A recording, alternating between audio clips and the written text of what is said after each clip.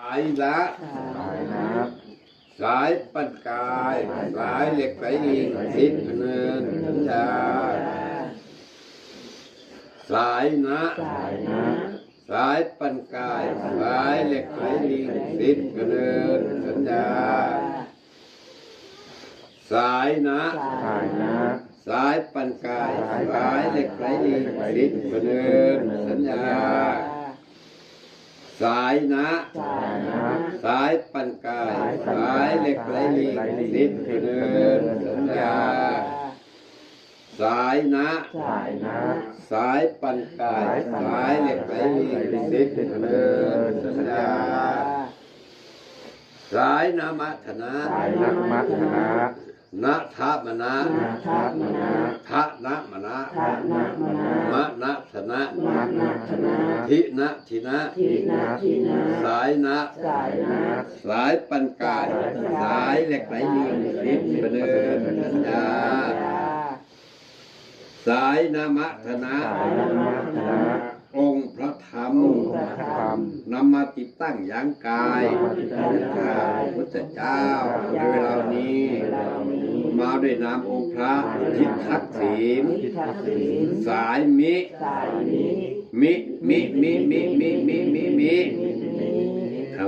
ทวีปนะพุทธังพระยัญชนะโสรับชาติพระดำเนินบ่เกิดแห่งธรรมชาติสายนะสายปันกายสายเหล็กไหลลิงทิศเนินสัญญาสายตามาถังกาเสถังพระยัญชนะโมสายนะสายปันกายสายเหล็กไหลลิงทิศเนินสัญญาสายพระนามะสายปันกายสายเหล็กไหลลิงทิศเนินสัญญาสายนะ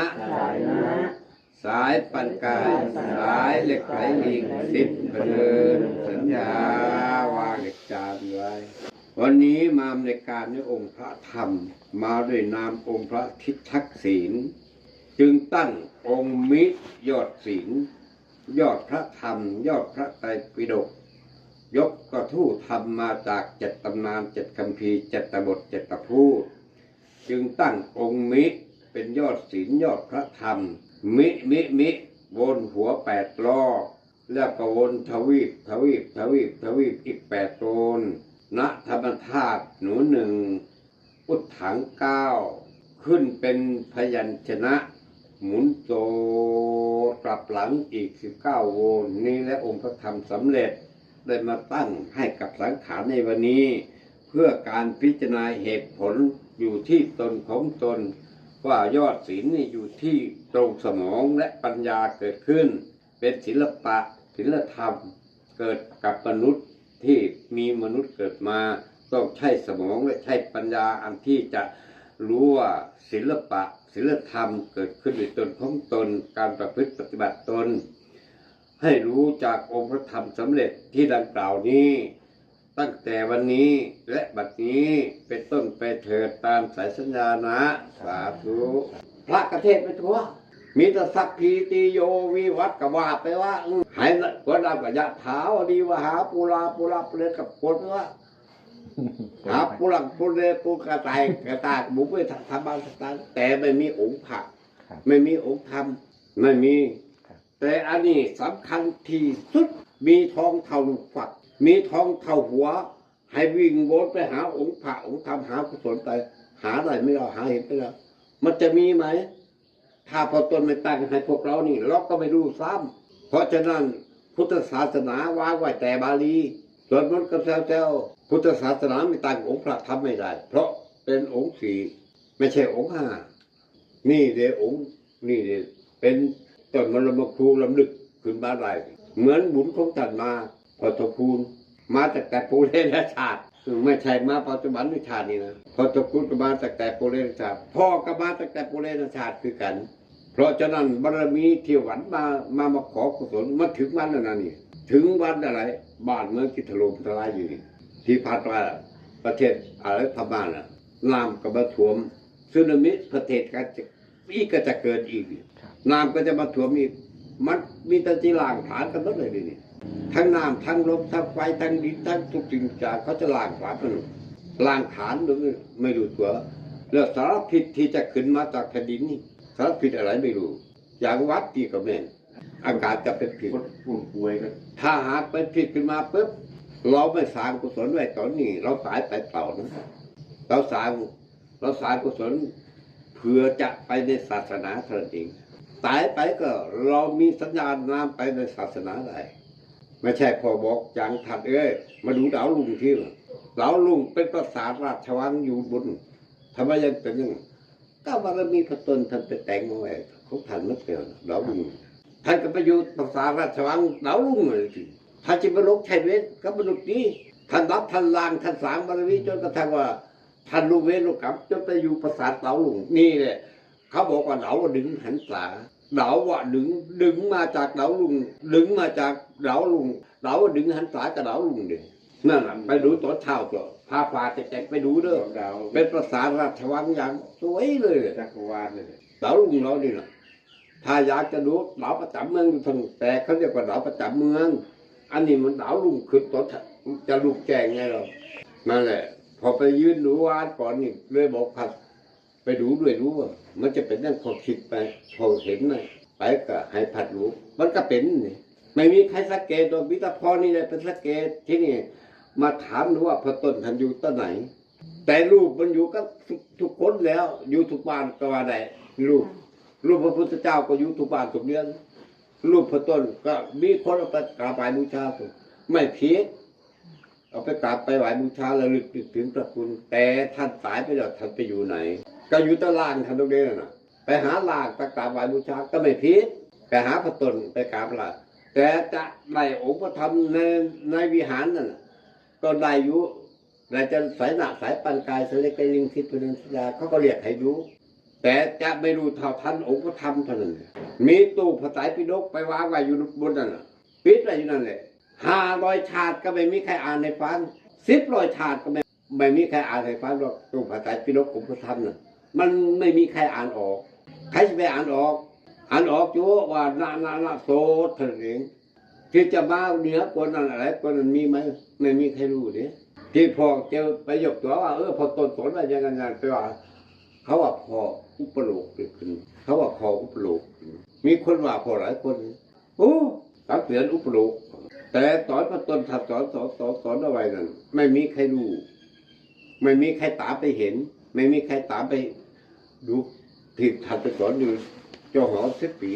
ทัดไปเขียนหัวก็ไม่มีใครรู้ซ้ำนายวิหารจะไปดูนี่ลูกจะไปดูนี่ลูกกินแล้วก็นอนกินแล้วก็นอนเอาจะไปดูตรงไหนที่พอตายปุ๊บทัดเป็นลูกพระต้นสายเลือดพระต้นมันใช่เป็นเรามูลอ่ะไม่งั้นยกราหุลลูกพระพุทธเจ้าไปไหนเอาทีนี้ทำไมไม่รายยักพระพุทธเจ้าสอนเอาไว้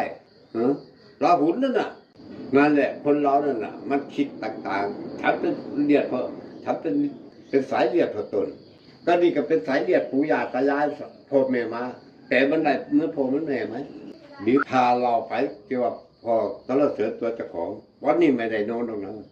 มิเป็นยอดพระธรรมคัมภีร์7 ตำนาน7 พูด7 บทพอกระบอกเลยกระบอกก็เรื่องน่ะที่ตั้งหัวไว้เนี่ยมิเป็นยอดสมองพอกระบอกเลยทักษิณยังวะกระทักทวงโดยสมองปัญญาตัวตนทุกตนนี่ไม่ทักทวงตัวใครจะไปทักทวงหายทักทวงเอาตัวเอาในตัวแล้วในทิศที่เขาตั้งไว้10 ทิศนี่ไม่ได้พิษอีกแต่เมื่อวานนี่ถึงอาคเนย์ไม่รอวันนี้ก็มาถึงทักษิณก็ถึงขนาดนี้พอว่าวรณามาตะเกนะโมตัสสะจนกระทั่งถึงวันนี้ทักษิณหรดีปัจฉิมพยัพอุดรจะว่าไปจนหมดเลยว่าให้ฟังพอก็ได้แต่ว่าตามแนวทางองค์พระธรรมพิษถูกก็ค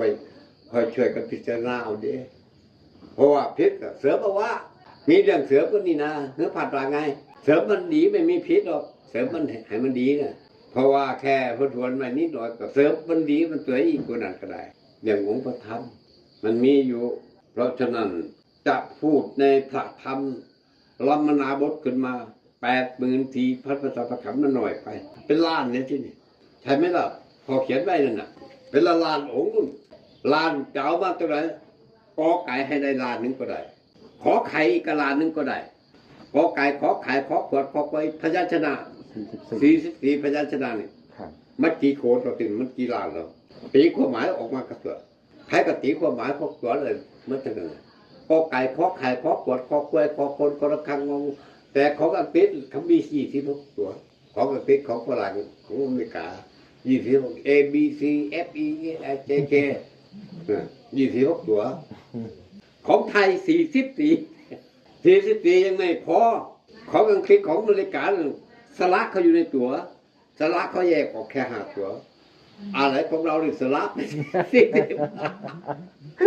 เยอะครับหรือผัดปากไงเอาครับพอพูดให้ฟังตรงนั้นนี่นะพอไม่ได้เรียนหรอกไม่ได้ไปเรียนสลักเลยอะไรด้วยเขาหรอกแต่พูดให้ฟังครับก็เนี่ยที่มาพูดทุกวันเนี่ยสลักเต็มไปหมดใช่ไหมก็สลักของอังกฤษน่ะมันมี20 คนนะ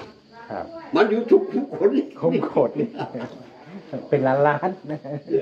ครับพูดไม่จบพูดไม่จบเลยเด็ไม่รู้จบไม่สำเร็จ